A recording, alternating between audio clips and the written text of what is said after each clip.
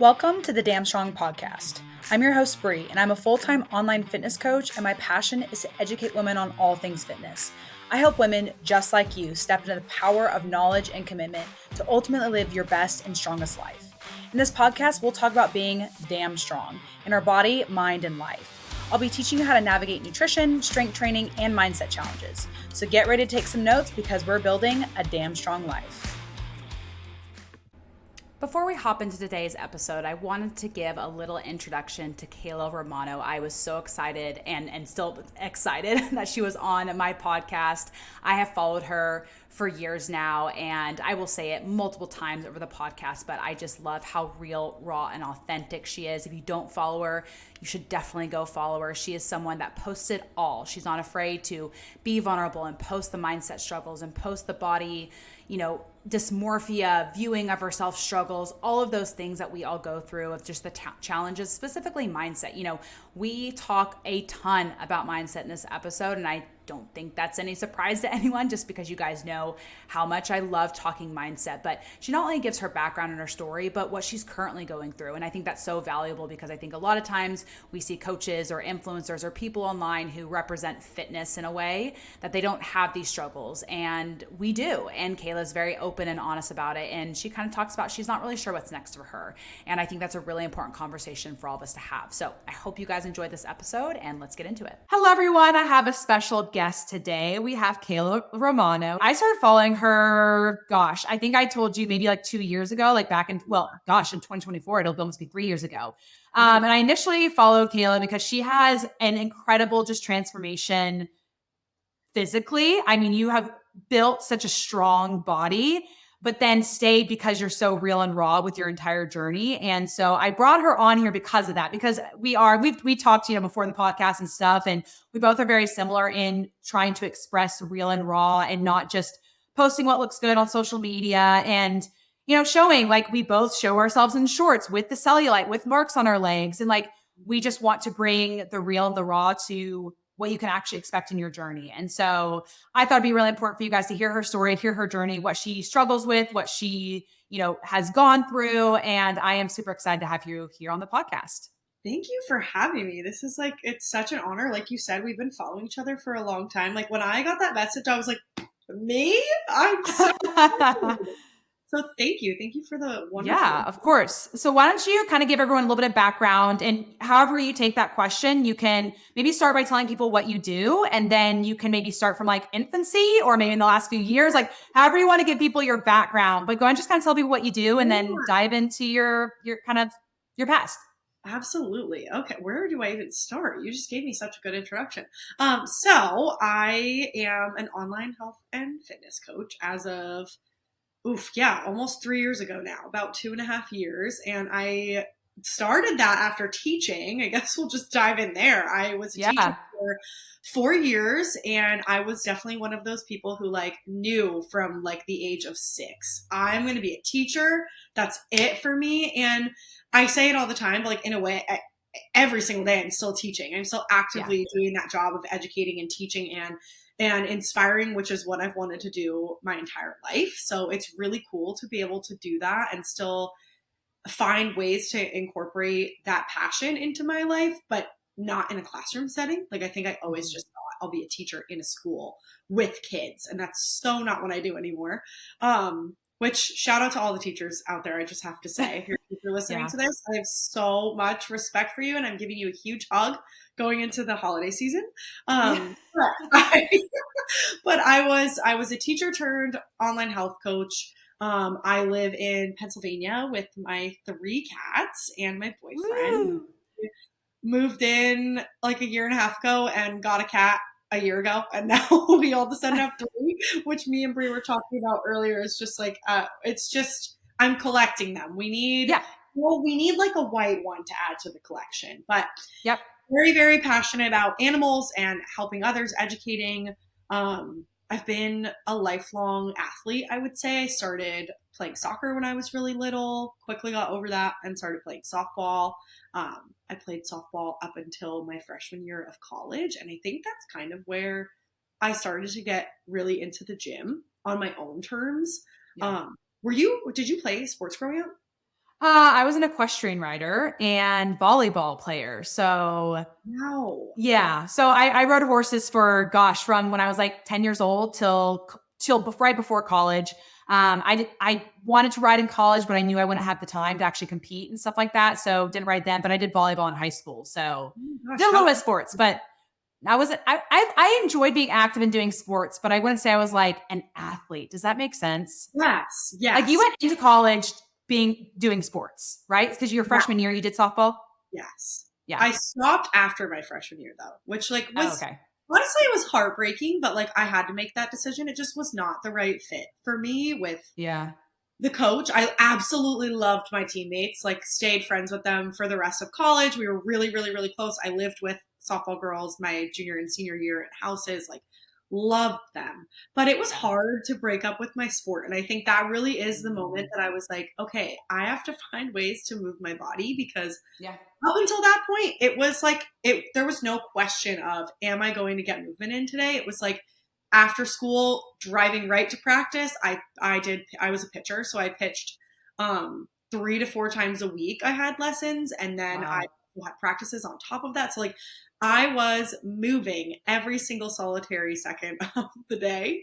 So Yeah. when I stopped, I had to kind of define like what what is this going to look like for me now, and that was really hard. So I definitely come from that ex-athlete background, um, and can relate to a lot of people who've stopped playing their sport and then had to answer that question of like what So does did you feel, and I feel like with ex athletes, there's almost like a loss of identity because like your whole life is the sport. Did you have like a pause period of like a year where you didn't know, or were you like immediately after softball, you're like weightlifting it is and you jumped right into it? Or was there kind of a middle period between that? So that's a great question. I had started lifting senior year. Like lift when I define lifting, like lifting on my own, I was driving myself to the gym. Because prior to that, we were doing like Olympic weightlifting with like a trainer, and I didn't really care that much about it. I was like, I'm just doing this because my softball team says I have to. Yeah. And I never really felt very strong. I was a very, very thin girl growing up. I just like I always would say like, oh, I have the fastest metabolism in the world, and it was purely because I was moving so much. Um, Right. but I did when I stopped playing. I had already been in the gym, but I had to kind of like get myself to decide whether it was something I wanted to continue for myself because it was something I was really just doing to supplement my softball training. So my Right. sophomore year, I would say, was probably one of the most pivotal years in terms of that. I did feel really lost for a minute. I was like, I don't really know who I am without softball. I've done this since I was 9, and now I'm like just this 19-year-old girl trying to figure out, again, I keep saying, but like, what does this mean to me? Like, is this something I Yeah. actually like doing? And I started working at, like those turf, those like sports domes. I Yeah. worked at one of those, and I also worked at a gym. So I think that kind of helped me realize like, hey, I do really like this. I love like seeing people come in and working on themselves, and it was inspiring for me to like just stick with it. But definitely mentally initially was a lot of questioning on like, did I make the right choice? Was this the right decision? And it was hard. It was hard for a Yeah. while. What was your relationship with food like at this time? So it's like and maybe there was, I mean, my guess is like maybe not a lot because I feel like all my ex athletes, it's like you guys eat whatever you want. And all of a sudden you stop this sport and you continue to eat whatever you want. And then, and I don't know if this is your journey, but this is typically how it happens. And then you put on all this weight and you're like, what's going on? And because you lose that activity. So I don't know if you want to start with your relationship with food, maybe as like a kid. I don't know if it even goes back that far, but talk about your relationship with maybe nutrition and all that up to, I guess, the point of kind of college when you stopped Yeah. softball and then after that. So you just hit the nail on the head. I Okay. was that kid. Like and that's why I would say like I just have the fastest metabolism. Like that was just always Yeah. my limit because people would be like, how can you eat that and do that? And the reality was like, I mean, yeah, I did have a fast metabolism. I had so much activity in my day to day life. Like Right.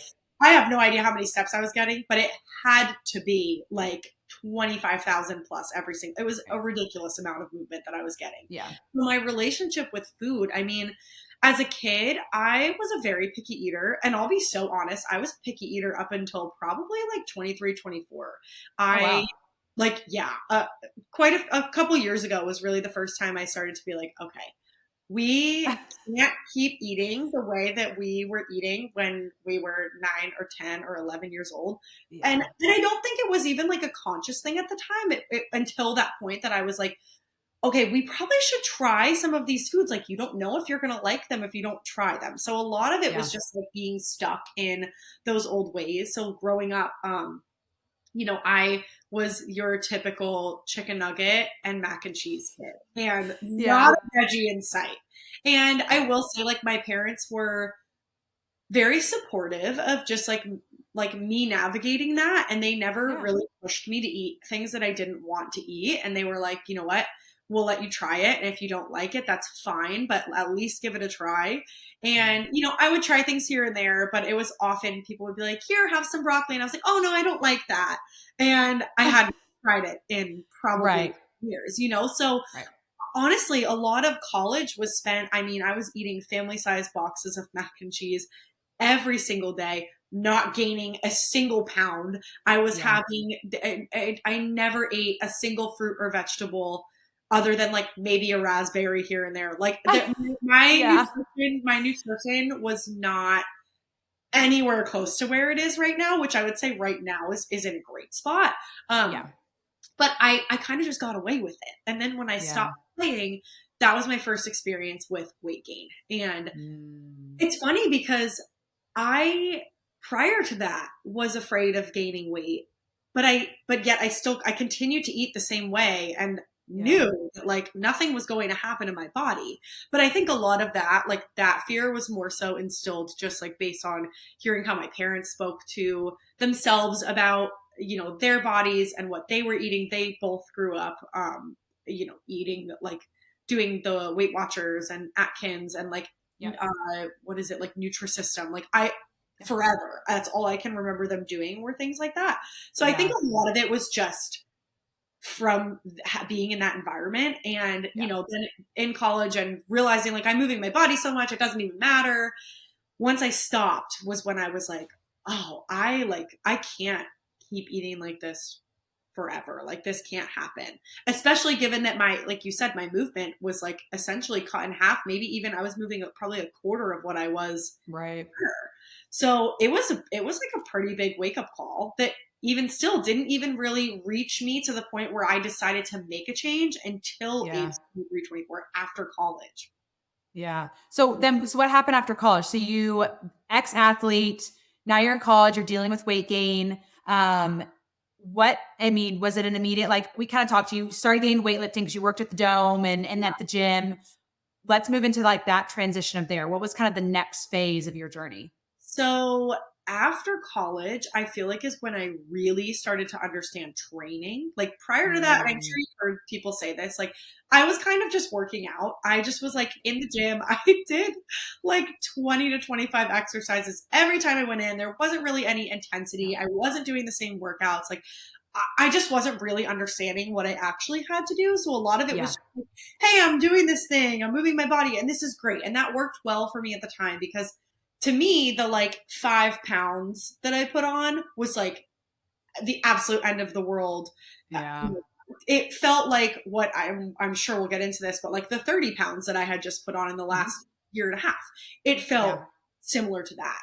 But when I look back, I'm like, it really, I didn't look much different, like at all. Yeah. So after college, I think is really when I started to gain a better understanding of, oh, this is what I need to do in order to build muscle. And Yeah. although I wasn't changing my eating habits, I kind of started to spiral into a little bit more of that. Like I was doing two a days because I was bored, air quotes, because I Mm. was bored. And a lot of it was more so like I might have been a little bored, but like I could have found something else to fill my time easily. And I was just kind of going to the gym because I felt like I had to in order to upkeep my nutritional habits and like those actions. So it was almost like transitioning into that, like, well, I'm working out to burn off the food that I was eating. And yes, I did see muscle gain, but like not as much as I could have because that relationship Right. with food was just so toxic. Um, so that was an interesting place to pivot into because I felt like I knew what I was doing, but I still was actively holding myself back at that point. Yeah, and that's such an interesting thing to bring up, that you were over exercising and then telling yourself, like, I'm going to say this in a way that it just makes sense in my brain. It's like not an eating disorder, but an exercising disorder, where you're like making excuses for yourself to cover up an unhealthy habit for an unhealthy mindset. And so it's very interesting to think like, oh my gosh, like you're like what you were saying, you're just like, yeah, I went and did 2-a-days. And I was telling myself because I was bored, but that wasn't true. It's because you had a true fear behind the 5 pounds and all that. And it just like kind of threw you into a spiral is what it sounds like. Yes. And I mean, I'm glad that you just said that too, because I've had this conversation in the past with myself, with loved ones. Like, I had never gone to see anybody about my disordered eating habits, and I don't want to self diagnose. So, like, that's not Yeah. at all what this is. But if there was one that I identified with the most, it probably would have been more so like an orthorexia, because it really was truly just like, but at the same time, I do feel like that dabbles into like, I wasn't clean. I wasn't eating clean. Like, I wasn't really focused on that. It was more so just the exercise was so toxic. Like, Yeah. when I hear clients talk about it, I'm like, that sounds like me 5 years ago. Like, it really, Yeah. really, really hits home. Yeah. So for sure, it was absolutely just a toxic relationship with training, and like not really understanding, just not having the understanding that I thought I had, you know? Yeah. Yeah. So between that point where you're like overtraining, the 5 pounds, to where you finally, I mean, we're always evolving as humans, and we'll talk about like you made a recent transition with your nutrition, which I want to talk about. But so when I say this, you'll understand, I think. From that point to like actually building muscle, having a good relationship with food, like eating benches, like how long of a time frame between both of those times was that? Does that make sense? Yeah, no, it does. Okay. I would have to say, so that was like what, 23, 24, and I'm 27 now. I would say probably like 2 to 3 years. Yeah. I mean, I still feel like I don't feel like I'm working on my relationship with food as much as it's more still mindset wise, which like we're Yeah, totally. into. Like, I know now that I can have the cookies, and I can have Yeah. the cake, and I can have all of these foods that I used to be so frustrated with myself eventually for eating. And then I would go to the gym and I would burn off. Like, that's not a struggle anymore. It's definitely more mindset related. So I'm really excited to chat about that. But it took me a couple of years to really recognize that. And I don't think it was until I started actually tracking macros in the sense of, this is helping me see that I can eat more and that nothing bad is going to happen to my body. Because initially when I was tracking, it was like, which I didn't even get into, but like initially when I was tracking, it was very much like, you can't go over this number. If you do, you're terrible. Now you have to Yeah. go to the gym and do a 2-a-day the next day. You know, it was like, oh, Yeah. I eat over my macros, I'll just burn it off tomorrow. Like, it's fine. Or it was a lot of like reward and punishment that was going on. Mm, yeah. It wasn't until I started to track and understand that like this, it doesn't need to be like this, and macros don't need to be like this. I think you do a phenomenal job of getting that across, just with like Thank how you you. approach your cut and whatnot too. Thank you. I appreciate that.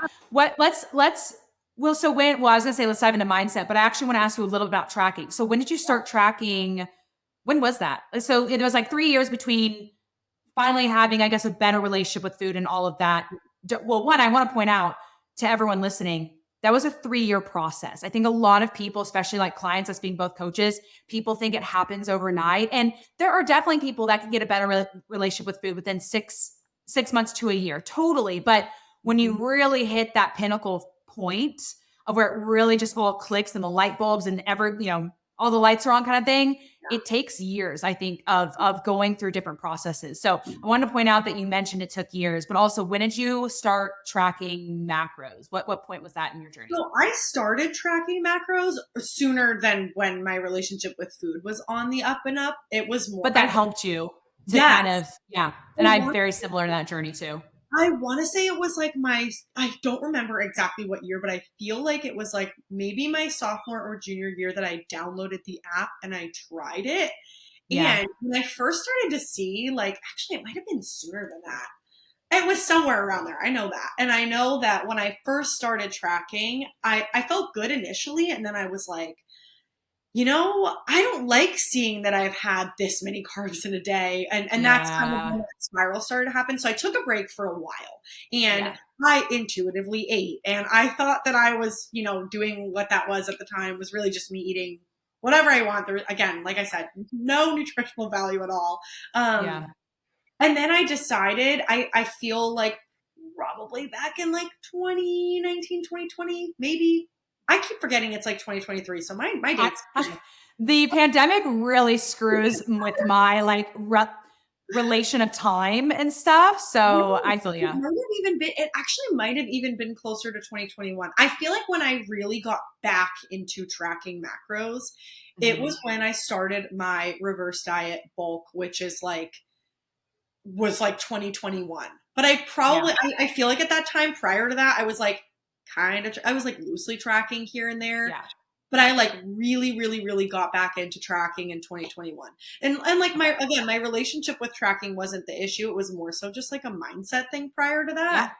Does that answer Yeah. your Well, yeah, no, that totally does. And that's where I think this is a great transition into talking about mindset, because for my audience that listens, I always say that fitness and nutrition is 90, honestly, I probably at this point would say like 99%, but I always say like 90% mindset, because once you get the mindset stuff down, everything falls into place so easily. So it's like when you struggle with discipline and motivation, that's a mindset thing. When you struggle with carbs or the enemy, that's a mind. I mean, I guess a little education issue Yeah. too, but like that's a mindset thing. When you struggle with the scale, that's a mindset thing. When you struggle with the 5 pounds that you gained college and then 30 pounds that you put on over the past year, Yeah. struggling with that is a mindset thing. So it's like when you can really master, and just like another to push how I'm just such a believer in how powerful the mind is. And another big reason is there have been so many studies on just like the effect of a placebo, where they will give people who are like sick or something like a sugar pill saying, hey, this is going to help you give you more energy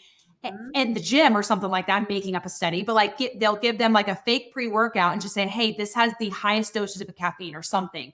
And people hit PRs on every single exercise. It just shows you if placebos can help people like in sickness, in performance, and as athletes, all that, how powerful could it be just in your own journey? So that's a huge introduction into this next section I want to talk about is mindset. So I want to talk about maybe like, I don't know where you want to start. Maybe what like at this point you struggled with tracking food, or maybe you want to start with like the biggest struggles you've had with mindset. Yeah. Wherever you want to take, wherever what first pops to your mind that you want to talk about mindset, I want to dive into. Can I first just say I'm so glad you just brought up the placebo thing, because I was just listening to a podcast on that the other day, and I was like, the mind and the body are crazy, man. Like, just think about the change you can elicit from your body just by thinking more positively, or even more neutrally if positive feels too hard. Yeah. So I'm right there with you on that. I've been thinking about that so much recently. So yeah, let's dive into where I'm at currently. And this is going to be interesting to talk. I've been thinking about this all day because I'm like, I've gone so back and forth on macros and what I want for myself right now. And I guess just to give people some background. So like I went through a large bulking phase, and I will always be honest in saying I do think it went further than I planned for it to go. I was not anticipating how much, not just weight, but I guess body fat I was going to gain. It's not because I did anything wrong per se. Like, again, we're coaches, and we know what we know how this shit works. Am I allowed to curse? We know how this works. Yes, absolutely. Absolutely. You can say whatever you want. Great. But again, it goes back to mindset. And I did at that point, I had went through like an 8-month bulking phase, and not the smartest of my decisions, but decided to come off birth control right after that. And then immediately after, I was like, hey, let's go into a cut. And my body was like, sister, what are you doing? I had just left my teaching job. My boyfriend and I just moved in together, in a completely different state. I didn't know anyone. You have the stress of moving. I also was coaching like softball full time. So like there was, well, not full time, but like aside from my normal coaching job, there was a lot of stress on my plate. And I don't think I ever fully processed that until the end of my cut. And at the end of my cut, I ended up self-sabotaging. I was like, I haven't made any progress. I don't feel like I've changed much. My weight has stayed the same. And what do you know? I ended up gaining another 10 pounds. Not because I don't know what I'm doing, but more so because of how my mindset was. And so Yeah. the last year, I would say, has been probably one of the most challenging years I've had to date with my mindset. And that's been very tough to navigate as a coach. And I've been very passionate in speaking about it because I don't know if you ever feel like this, but like that imposter syndrome, it is heavy sometimes. And I think Yeah. a lot of coaches feel like, well, I can't struggle with this kind of stuff. It Yeah. can't happen to me. And it absolutely can. And I need people to know that like it's okay. You just have to keep taking those steps forward. So for me recently, what that looked like was, again, plan to go into another cut in February. It was going great and I felt really good. I felt much different mindset wise. I didn't feel those feelings of like self-sabotage and I'm not making progress. Like it was going swimmingly. And then we moved again. And then I was traveling even more than I had the summer prior. So I just made the decision to pull myself out of it. I was like, you know what, this isn't really worth going through what I went through last year. So I've just kind of been chilling for the past 6-ish months, I would say, maybe a little bit less, maybe a little bit more, but like I haven't really had much of a goal. And I realized, and again, it might not even be tracking. I could still be working through this, but a lot of it was like, I just wasn't really vibing with tracking anymore. I was like, I eat a lot of the same things every day. I feel really comfortable eating the same things every day. I don't I change things here and there, but like, I feel like I'm at a point, the best way I could describe this, when your parents are like, hey, go clean your room. And you're like, I was already planning on doing that. And now I don't want to. Yes. That is how I've been feeling with tracking. So for example, like I've had the mindset recently where, if I'm a little bit off my protein, I'm like, well, I wanted to have this thing that's not very high in protein. And then I get frustrated if I go to look at my macros and, they haven't quite been hit, which it's funny because I've been tracking at the end of the day, which I'll kind of just explain this, I guess. I feel like I'm rattling on, but like you're good. No, keep going. I'm loving everything.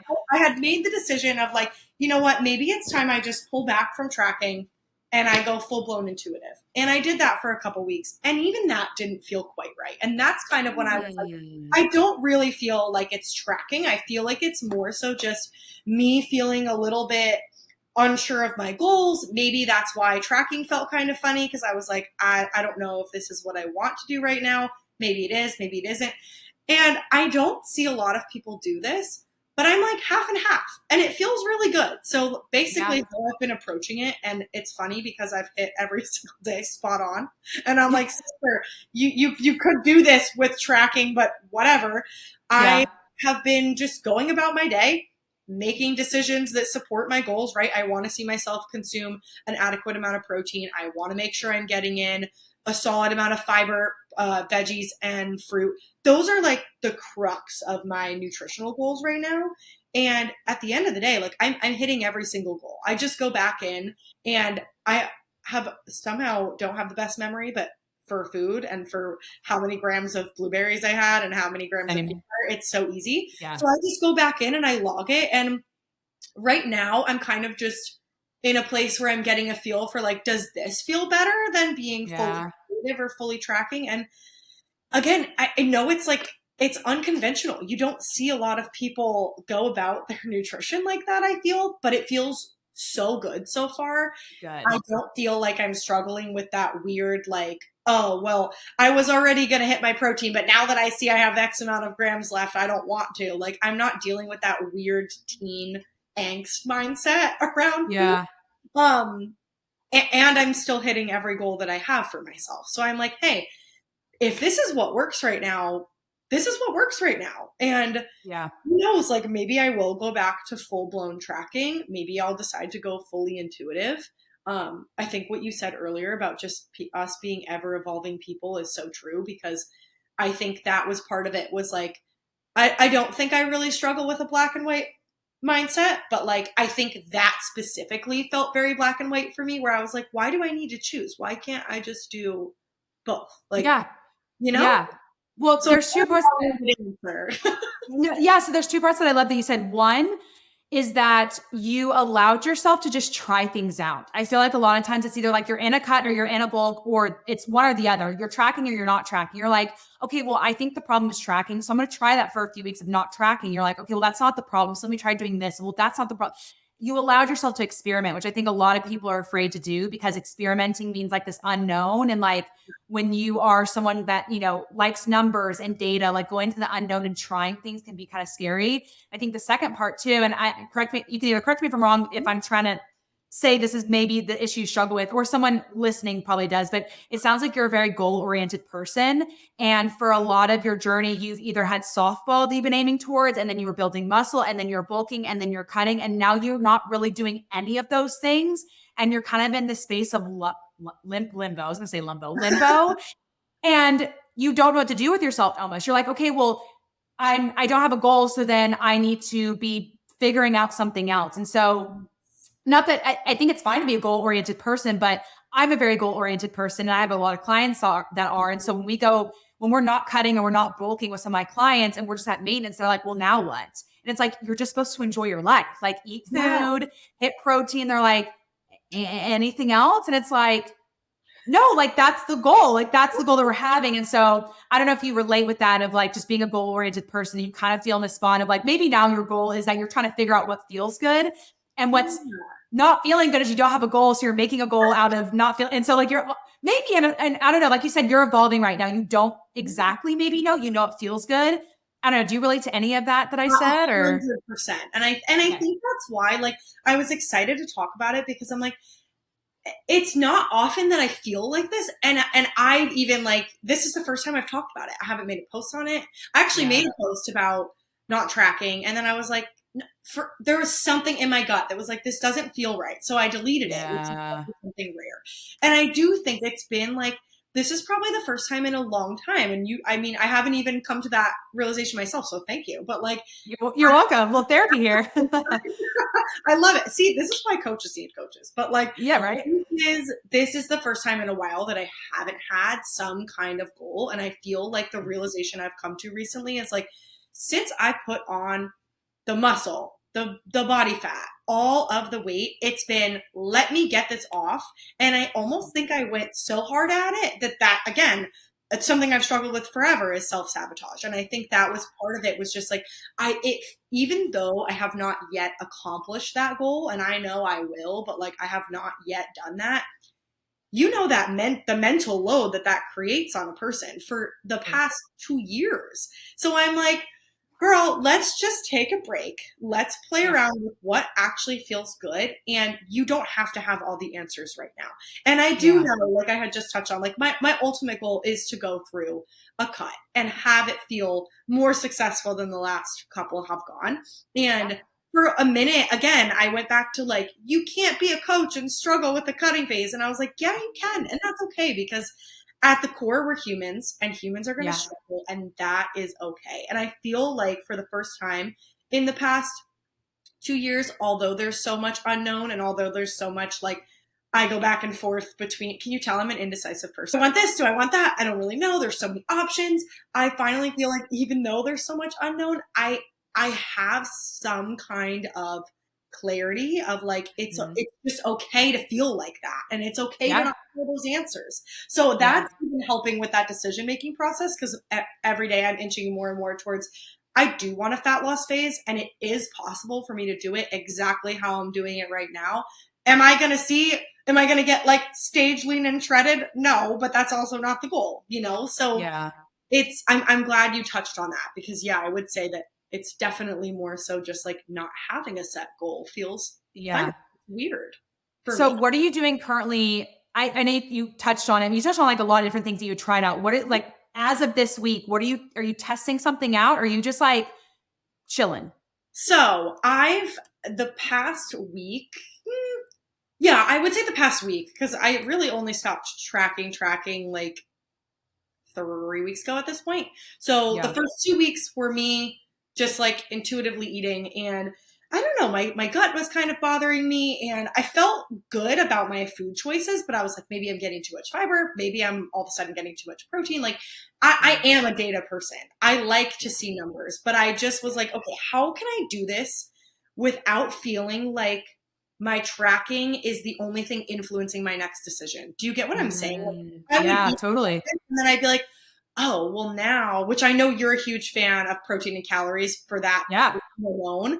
And then I was like, that's, if I do go back to tracking, that's absolutely what I'm going to be going with. I have a lot of clients who track like that too, and they feel so much better mentally. It's life-changing. It Yeah, really it's really is. life-changing. It really is. And so for me, I just found that a lot of my next decision was influenced by that meal. And again, it goes back to that mom example of like, okay, I was probably already going to have this exact meal, but it's because I chose it and not because the numbers dictated it. And that's why it Yeah. feels better. So I've been going about my day eating very normally, like all my regular meals. And then at the end of the day, all I do is I just sit down and I plug it into my fitness pal. And really what I'm looking to get over the next, I would say like 2 to 3 weeks, I'd like to just get a baseline of like, okay, naturally, what is my calorie intake? Like, where am I falling when I don't have a goal in mind to hit, either above Yeah. or below? And it feels comfortable. I'm stopping when I'm full. I'm eating when I'm hungry, like all of the things that I would do with macro tracking. But for Yeah. some reason, just feels like a little bit less chaotic in my brain. I love And that. it's just been really interesting to get to the end of the day and be like, okay, I'm still hitting exactly where I was before. Like, Yeah, you're really testing all the habits that you've built over time. Of just like you're not letting the meal. I mean, I guess there's like a give and take. Like you said, you don't want the meal before to influence what you're eating next. But at the same time, if you ate like not that pancakes is bad.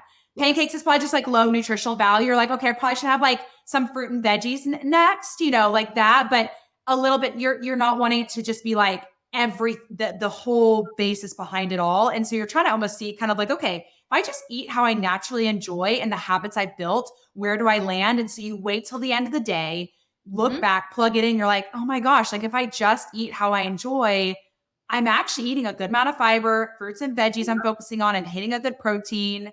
And that's what you basically found through doing all this, right? Yes. And so Yeah. then what it's creating though is a little bit of like, okay, should I just go back to The tracking and tracking. set my goals where they're at right now because that feels fine? So who knows? Yeah, Yeah. who knows where I will be with that? But I can say that like this has felt the most comfortable between because I was a pre-tracker and I liked that. I enjoyed that. But there would just come a point where like I said, it just felt like it was all numbers and it was Mhm. all that all the time. And I was like, I want it to be more like, okay, I had some pancakes and maybe some chicken sausage for breakfast. I probably should try to get in some kind of like rice bowl so I can get in enough of my micronutrients for the day, or like Right. maybe have a big smoothie. Like it it feels more like I am making the decision and like you said, like I'm testing those habits that I've spent so much time building and like I haven't had a break from macro tracking in a long time. So Yeah. it's almost like a stepping stone. So Yeah. we'll kind of just see, but like that's the biggest thing. And I'm also just incorporating more movement throughout my day. I mean, I'm sure you get it working from home. Like Yes. it's super easy to get 3,000 steps in a day and be like, Yeah. I barely moved from my chair. Yeah. And so for me, it's just waking up in the morning. We live in an apartment. We have an apartment gym downstairs. I go down, I walk for like 15 minutes. It feels really good. And I've just been pulling out my walking pad more. And I'm like, I Yeah. think the point that I'm not even the point that I want to drive home for other people, but also just a reminder for myself is like macro tracking helps a crap ton. Don't get me wrong. But Right. it's all the habits. It's all of the Yeah. habits that go along with that that lead to sustainable progress. So I think for me, it's tracking had turned into like, this is done for me for losing body fat. And I'm like, but that's not it at all. And like, it can be Yeah. used in so many different things. So just like some interesting realizations recently that I did not think I would be having Yeah. now, but hey, life lessons come to you when they come to you. So we'll Yeah. Well, I almost, if I'm just trying to like look at everything you're saying, like you mentioned, you're like, I don't know if I'm hitting everything spot on. Shouldn't I go back to tracking? I honestly think you shouldn't. It's like you're hitting it spot on. Then why do you need to go back to tracking? Right. It's kind of the other thing. And so it's all the same thing. It's just a mindset change. I was talking to a client the other day about like her step goal and stuff. And she was, trying to hit 10 pace steps or whatever, which is fine. And she's like, I just find it really overwhelming constantly checking my watch. And I was like, you know what? Let's just change it to let's know activity you have to get a day so that you don't have to check your watch. I was like, something that I do is, yes, I have a 10K step goal, but for a long time when I'd have a 10K step goal, I was always checking my watch, getting up and checking it, getting up and checking it. And now I created this like measure of, I know if I move for 1 hour, I will hit 10K steps. So instead of in my brain having a 10K step goal, I just go, I need to get 1 hour of walking in every day. That is my goal because it's good for me. It's healthy for me. And it lines up with my 10K steps. It's the exact same goal. I've just reframed it a different way. And so I think how you're approaching what you're doing now, like you're saying, if you were to track your macros, you're hitting everything spot on. You're not tracking, you're hitting everything spot on. But the mental mindset change you're having through not tracking is what you need right now. And so it's just a half glass full, half glass half empty is truly what that is. I saw that post and I loved it. And I related to it so much for myself and for clients. Cause I'm like, it really does just come down to how are you viewing things? And so I do think it was like, it was a necessary thing for me to pull away from tracking to be able to see that like it's actually not the tracking, it's just like how you're viewing it. But I totally agree with everything you just said. That was spot on. It really is. Well, thank you. What would you say is probably in all of your journey, and maybe it's this that you're going through now, or maybe there's something else that comes to mind. What do you feel like has been the hardest thing mindset to go through? And it could be multiple things, but you need to take a second to think about it. I think the biggest thing was actually the most impactful thing was how my relationship with fitness and the gym specifically impacted my relationships with my family, with my friends, with like past boyfriends. I was gym first mentality. It was not, okay, I have this family engagement or I have a night out with my friends. It was like, well, when am I going to the gym? Like, when is that happening? And like, to an extent, I think it's great to be someone who like plans and, you know, you plan out your week and you plan out your days. But I was like that to a fault, to the point where like my grandma lived in North Carolina for 11 years and we would get one time a year that we would go down to see her. And in the thick of that, I was talking about earlier of me just like really, really, really being deep into training is everything and like I can't miss a workout and burning everything off. The closest gym near her, she lived in the Southern Outer Banks, the closest gym was like 35 minutes away. So when I found that out and I was like, what do you mean I can't drive to the gym? Like what are we talking about here? I locked myself in the room and I bawled my eyes out and I ruined everybody's night. And I think that was the hardest thing to go through, was just like recognizing that it wasn't just impacting me, it was impacting the way that other people felt around me. And that was another wake up call that I was like, okay, like you're going to be okay a week away from the gym. And actually I want you to take a week off of the gym so you can see me. So that was huge. And I would say next to that, probably just the past year, mostly because I have a lot more self-awareness now. And so I know how to work through it, but like, it's always challenging to see yourself struggle with something. And like, you really know that you're struggling with it and that you're making, like you said, experimenting and trying to figure out like that process of figuring out like, okay, well, how am I going to come to a solution? I think it's more challenging now being a coach and being someone who's like been in this for a minute of like, I just didn't think I would struggle with this, you know? So like, that's been a tough thing, but like for sure, without a doubt, the way that it used to impact vacations and time with my friends, like I'll take this over that any day. You know? Well, and again, you said earlier, like not to diagnose yourself kind of thing, but a lot of things in psychology, when people get diagnosed, it's because it disrupts with their everyday life. And your training was disrupting with your everyday life. I mean, to the point where, I mean, you had, I'm just going to call it what it is, a meltdown that you weren't able to, not going to be able to go to the gym. And that was the end of the world. And so, you know, I think probably a lot of people listening have probably felt that way just on vacation in general. Like anytime that they won't have access to be active, they feel like they're losing progress or not making progress.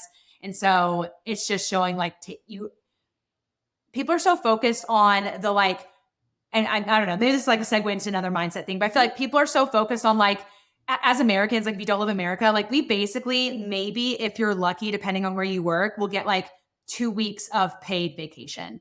And so it's like, there are 50 other weeks in the year that you could focus on your fitness, but we're so overconsumed with like, oh my gosh, I can't eat any carbs when I go on vacation. Mhm. I have to make sure I exercise. It's like, if you just focus on that the other 50 weeks of the year, those 2 weeks don't make actually a difference at all. So Yeah. did you ever in that transition of from not working out 2 times Mhm. a day to being more healthy, was there like a transitional period or was there like a light bulb moment when it came to like training every single day? I feel like it was like a mix of both. Like Yeah.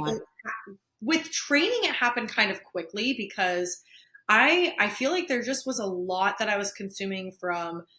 I think TikTok was around, maybe it was Instagram, but like I was consuming a lot of content that was like talking about, why you probably wouldn't want to strength train twice a day. And like again, context Yeah. is needed, but like Yeah. Yeah. sure, like I was doing an excessive amount of training and I started to actually learn about rest and recovery. And I was like, this sounds so backwards, but like I've got to give it a try. And like, Yeah. and I did. And I slowly went from I think I had a streak of like 30 something days in a row in the gym. And it felt so weird to break that streak. But then Yeah. I broke it and I was like, oh, nothing happened. Like I'm fine. Yeah. Everything's fine. Yeah. The world is not burning. Like we're all good. Um, Yeah. I think that was really pivotal for me, and it slowly went from 7 days a week at the gym to 6 days to 5 days to four, and now I'm usually somewhere around. If I would say four is the average. Some Yes. splits I'm in there five, and Yeah. some seasons of life I'm in there three. Like Yeah. I never would have thought that I would be a person who'd be okay with going to the gym 3 times a week and not Yeah, doing totally. Yeah, after having a 30-day streak, yeah. if past you could see current you going crazy, like, what are you doing? You're ruining everything. Yeah. But yeah, totally. No, that's funny. I want to transition and talk a little bit about just I mean, you're saying over this past, you had mentioned earlier, over this past year, you've put on 30 pounds, or in the last like few years? Few You put on years. few I years. worded that incorrectly. No, it's okay. Since I started my was there more to that question before I No, no, started? no. I kind of want to talk about the weight gain process because so initially, kind of like I said at the beginning, I started following you because your physical transformation is like insane. Like you just look Yeah. so strong, just like everything that I try to promote on here. And obviously there's aesthetics to this too and all that kind of Yeah. stuff. But like initially that's why I followed you. And then when I followed you, I was like, oh wow, this girl looks amazing and she's being real and raw. Like those two just don't usually collide. And so I stayed because of that, because I relate to that so much. So you putting on 30 pounds, like you will show your transformation photos of like before and after, and like you're much heavier now, but you have so much more muscle now. So was there a lot of mindset work that you went through over the past few years? And now that you weigh 30 pounds more than you did previously? It's really interesting. I have good days and bad days like everybody else. And thank you for all of that. That means everything to me. And that's like what I hope people gain when they come to my page. Yeah.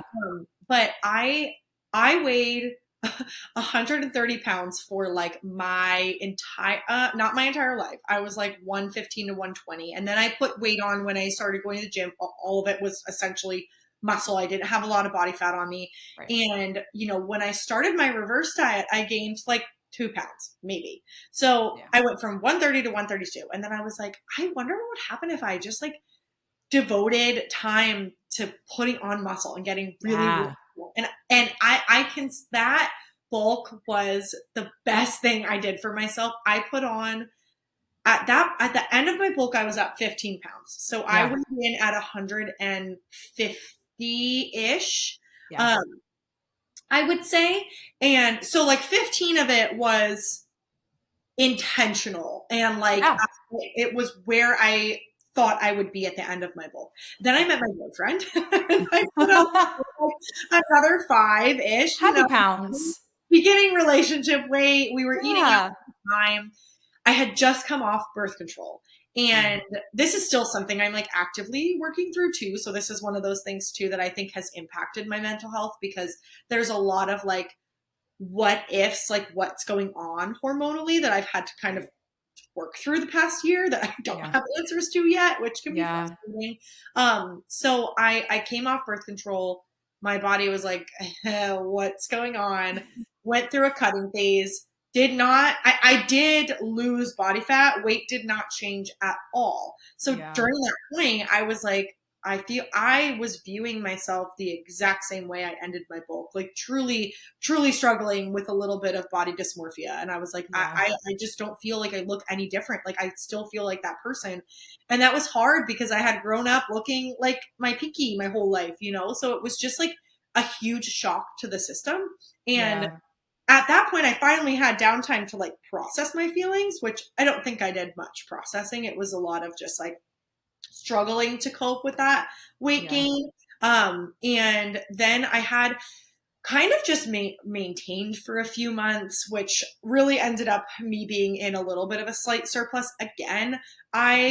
I don't want to say it was unintentional because I did want to put on more muscle, but I'm kind of at a point where like I know I gained a little bit more body fat than I would have liked probably, but I feel Yeah. really comfortable. And I Yeah. never, ever thought that I'd be comfortable. And I feel comfortable sharing, but like I'm currently weighing in at like 165 on average.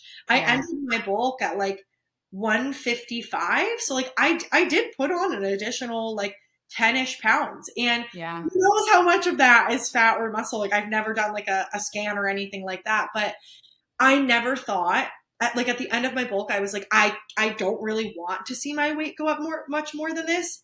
And I Yeah. just every day that I look in the mirror or I step on the scale, like, I'm also a big fan of like weighing in every single day if I am going to weigh in. Like Yeah. Yeah. every time I get on, I'm like, I never thought I would see this number and not feel funny. I never I thought know. that I would look at myself and not feel this pressure to change my body. And I think that's kind of the tough part that I've struggled with is like, Yeah. yes, I have this goal of fat loss, but I don't really feel like there's that pressure anymore that I had Yeah. been feeling in the past to like get this bulking weight off of me. Now it's just kind of Mhm. like, okay, like when it happens, it'll happen. And maybe that's why the cutting phases weren't something that worked the way I wanted them to, because I just wasn't super passionate about Yeah. that goal, you know? Yeah. Well, Totally. yeah. So No. it's been an interesting journey for sure. Yeah, well, I love that you have two parts to it because the first one was intentional and the second one was just life. And so it's cool to one, I love because I just went through, I finished a full year bulk August 1st. So I went from August 1st of 2022 to August 1st of 2023. And it was such a weird, and I've done a bulk before, but this was the best one, like the most structured, most intentional. I had done like unintentionally been in a bulk because at one point in my life, I believed that if you didn't eat carbs, you couldn't gain weight. And so obviously I was gaining weight. And that was the best side. That's the thing about being in an unintentional surplus, we don't realize is actually the benefit. You're just putting on muscle more optimally. Yeah. And then going into my second bulk, and that was just like my first bulk technically. And this is as my third one, but like I have never felt more confident than during that bulk and kind of towards the end of it. I think it's that true, just like challenging your mindset. And so you had that realization, like after your bulk, you're like, I just felt so good. And I was following someone else who's currently in a bulk right now, and she's put on, I think, about 17 pounds. And she just came on her stories and she was like, I've never felt better. I'm sleeping the best that I ever have. I'm training the best I ever have. And I'm just like, I can't wait for more women to focus to prioritize muscle building as much as we prioritize fat loss. Like Oh yeah. the rate at which we prioritize fat loss is so much higher than muscle. It's like muscle's like the bonus. Like we think the fat loss is going to bring us the bodies that we want. But like the more we have women switching over to, even if you do maintenance, like just intentional muscle building periods, I feel like so many women are going to feel like how great it is. And so great to hear like twice in a day how great you felt after a bulk. And I think it comes from how long was your bulk for when you gained the 15 pounds? It was like, I want to say 8 months. It might have been Okay. 7. I want to Okay. say not 8. Yeah. And so it was a good amount of time. It wasn't like you put on 30 pounds in 2 months. You know what I Mhm. mean? Like it was a nice, slow, like Long. just good average bulk. And I feel like when the intention was always to put on not a ton of fat. And so when you Mhm. just do a bulk with intention, there's just something can come out of it so great. And then the second part, you're just like, and then life happened. Like I have a wonderful, fantastic boyfriend that loves me and treats me how I should be treated, kind of thing. And so happy pounds. And then also dealing with birth control. And I know a lot of women deal with that. And like I said, you still don't have some of those answers, but you are able to step on the scale and just being like, it's really cool to not have to be 30 pounds heavier and just not have the desire that I have to change my body. Like, yeah, eventually that would be nice, but it maybe, and you can kind of maybe enlighten us on this, like, where do you feel like that? Are you just so satisfied with like how training's going, how you're living life, how you're sleeping, all of that, that's why you don't have that innate drive to do the cut right now? or you just don't know? You just feel really good. It's more of like an I don't know, because I've asked myself that question. Like I'm like, Yeah. what? Like almost like I had asked myself that question out of frustration. Like, what's up with you? Like, don't you say you want this? Don't you want this? And I think the more I Yeah. thought about it, I was like, I like my nights where me and Dylan get to go get food and I don't have to feel like, this is not going to fit in my macros. And I like Right. the season of life that I've been in. And Mhm. it felt really good to have more flexibility this summer. Again, I went into it with the intention of like, I'm going to get leaner. I'm going to feel really Yeah. good. And like, again, that's still the goal. But like, Yeah. I had to kind of take a step back and be like, yes, you can make it work traveling and being in a deficit. But Right. at the time, I was like, you talk a lot about trade offs. I was like, this trade off is not worth it for me right now. Totally. I don't feel like this is something that is worth my time currently. And so I pulled out of that and I was like, you know what? When the time, when I feel like it is a better time for me, that is when I will go for it. And like, I don't think that there's, always a great time or a not great time. Like for a deficit, you're going to have to make sacrifices and it's going to come at some cost. Like it's going to have to come at a cost. But at that point, I was like, just not the time. So I've been traveling. I've been back and forth of like, would this be a time that I would want to do it? Would I want to give myself some time at maintenance? And I love that you just touched on that, because I think the season I saw the most growth in myself, aside from going through a full blown bulk, was when I was maintaining and I was just living my life and eating how I enjoy eating. Like you said earlier, like just feeling really good. And that's part of what this experiment is too, is like, do I kind of just want to have an intentional maintenance? Because my maintenance was more so like an unintentional surplus. So I'm like, how would I feel if I just spent time eating within my maintenance range and giving myself time away from a deficit, away from a bulk, away from like some physique related goals, and more so related to my endurance. Like I've gone back into running and that's been really, really fun. And I also have been with like getting my big 3 lifts up. And I love it. Like I'm so excited with how my training is going and how running has been going. And I'm like, I want to have the energy for that. And I don't think that I have as much energy if I went into a deficit again in this current moment. That's so funny that you say like the running and then like your big 3 lifts and all that. I feel like in my journey, and I talked about this in my last podcast on my Q&A of just kind of like where I'm at, because people keep asking me like, what's next? What's next? Like you're going to another bulk? Are you doing this? I'm just like, I'm tired. Like, I just want a break. Like, I just want to be at maintenance. Yeah, I'll track. Like, as I reverse out of my deficit, I'll track. I'll see where I am at maintenance, track a little bit during maintenance. And I just kind of want to chill like for a year. I'm like, maybe I should get back to running. Maybe I have a half marathon goal. Like, I've always thought about powerlifting. And like, if I don't do powerlifting, like maybe I do focus on like the big 3 kind of thing and like go through that. It's like, you're kind of going through that season. And since we're both very goal oriented people, like, I think for me, it's coming from like I spent so many years like always striving for goals. And I'm kind of like, I just need to take a little bit of a break. But then I also struggle with not having a goal. And so it's like, it's part of it's like, man, is this unhealthy that I always have to be goal oriented? It's like, it could be like, yes, in certain ways, anything can be unhealthy. So why don't you drive this goal driven mindset into your goals are to love your life, to enjoy it, to get strong in the gym, maybe to dabble in some new things that you haven't done before, like, well, not before, but like excel in and like running or powerlifting or whatever. And so I feel like we're kind of in the same season of like, we're getting out of these like bulk cut cycles. And they were like, what do we do with our lives now? You know what I mean? Like, know? No, I love that you just said that, because I haven't heard that from a lot of people, and that's like I think it's important.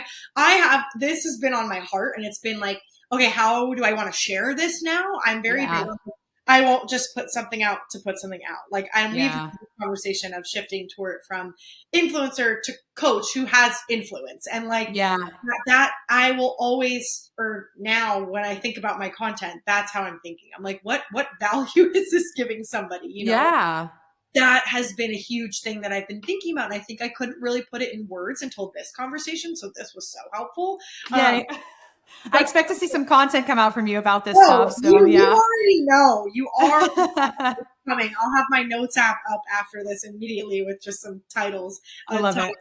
But I am in that same boat of like, I feel like I just want to focus more on performance. And I think that's part of the struggle that I was having with macros initially. Was like my mindset around it was like, and without realizing at the time, you know, a couple weeks ago, I didn't realize that it was mostly, I was thinking of it as like physique. And I'm like, but it can also help you with your performance goals. And you know this. So like, Yeah.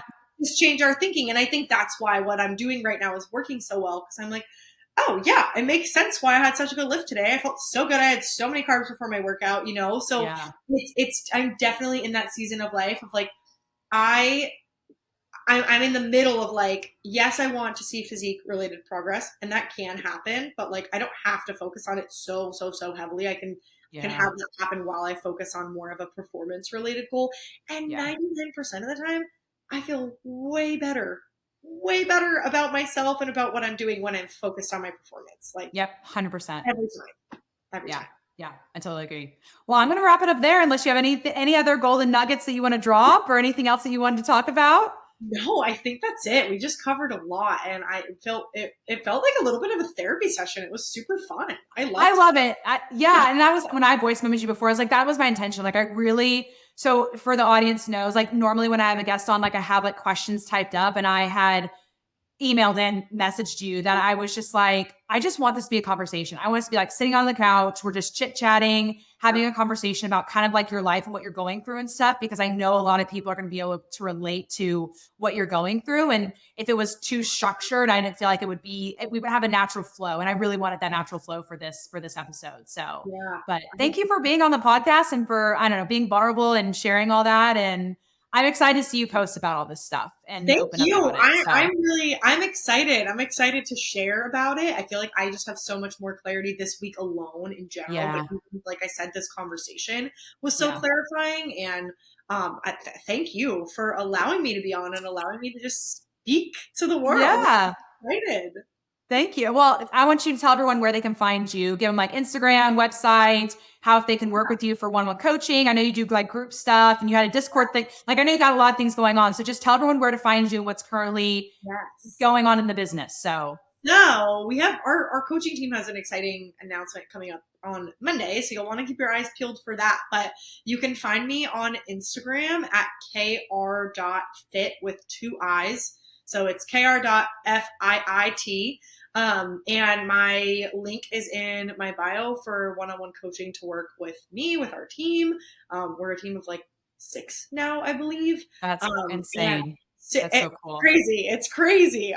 And we do also offer like a group coaching kind of scenario. So it's just like training based, primarily. And yeah, I think that's really it. But awesome. Well, I'll make sure I link her Instagram in the show notes and all that stuff so you guys can easily find her. So again, thank you for joining me on the podcast, and I will see everyone on the next episode.